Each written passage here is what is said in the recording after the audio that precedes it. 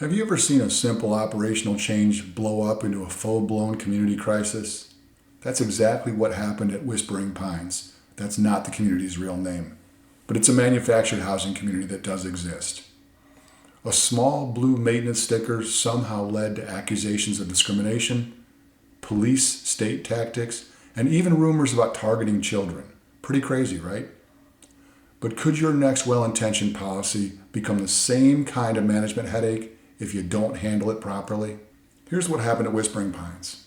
Several years after purchasing this nearly 1,000-unit community, the owner started putting blue stickers on park-owned rental homes. Made sense to them. They needed a way for their maintenance team to easily identify on the fly which homes they were responsible for maintaining. The problem? They never told residents why they were doing it. So what happens in that information vacuum? Rumors start flying. The worst one claimed these stickers were markers identifying homes with children, specifically placed to help predators target families. Seriously. Now, with hundreds of homes and multiple maintenance staff, they legitimately needed some system to easily identify the homes. But rolling it out with zero communication, that's where things went sideways. Look, I get it. Running a large community requires efficient systems, but we have to think about how these systems feel to our residents.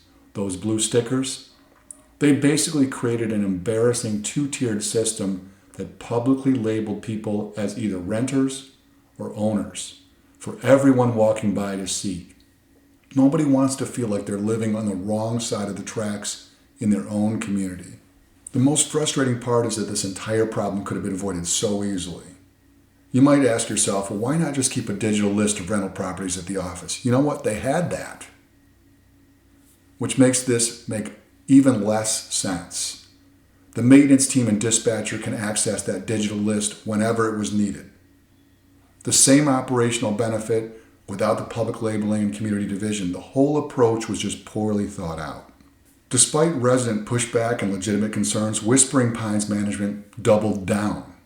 They kept the blue stickers in place even as the community pushed back on them, essentially forcing this system on their renters despite the public humiliation that it caused. And what benefit has this actually provided? Almost none. You know that. You're listening to this and probably shaking your head, going, how can this be real? Oh, it's real. It happened. The stickers can fall off, and that caused maintenance confusion. People can pull the stickers off their house, which they did. I don't want a blue sticker on my house. I'm ripping it off.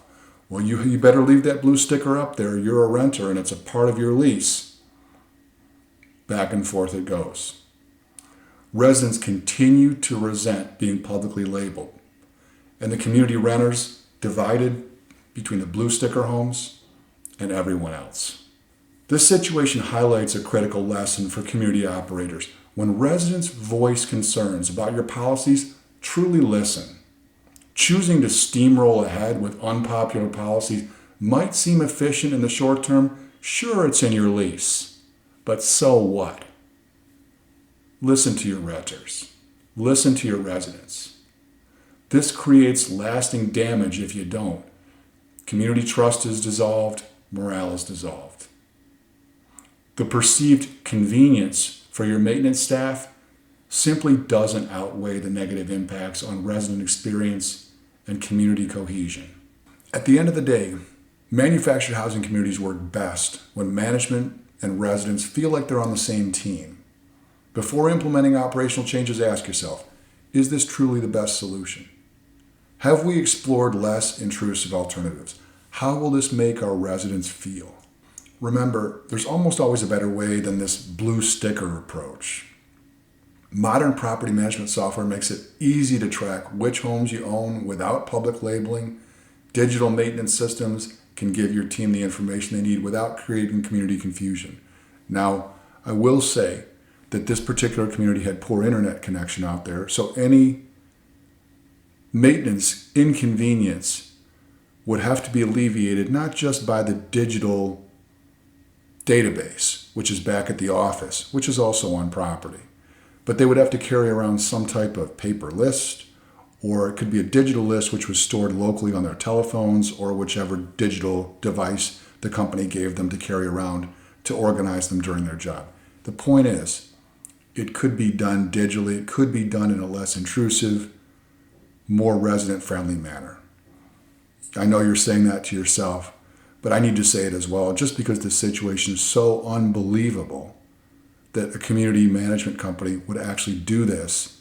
And it's not just a community management company, it's the owner of the park. In this case, manufactured housing communities are typically, for those who don't know, it's one owner-operator, just like an apartment complex. It's that kind of thing. They own the land, and then they lease out to renters and owners. The renters will lease not only the land, but they'll also lease a home that's owned by the park. So just for those of you who don't know, I figured I'd give you that kind of context.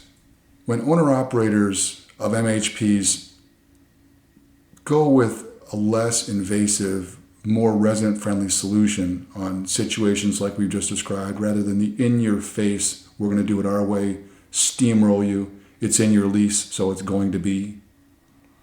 If they go the more gentle way, those thoughtful approaches show residents that the MHP values their dignity while still maintaining operational efficiency. That creates the kind of positive community atmosphere that makes residents want to stay for the long haul. That ultimately benefits the MHP's bottom line too. If you found this perspective valuable, we invite you to connect with us. Facebook viewers, like our page and follow us for regular updates. Feel free to message us directly with your questions or community challenges. Instagram viewers, hit follow and feel free to DM us with your questions or community challenges. YouTube viewers, subscribe to our channel and check out the video description for helpful links. Visit our website to discover our thought leadership content, books, and resources that can transform your community management approach. Whether you're dealing with the challenges we discussed today or other community issues, we're here to help. Thanks for watching, and we'll see you in the next video.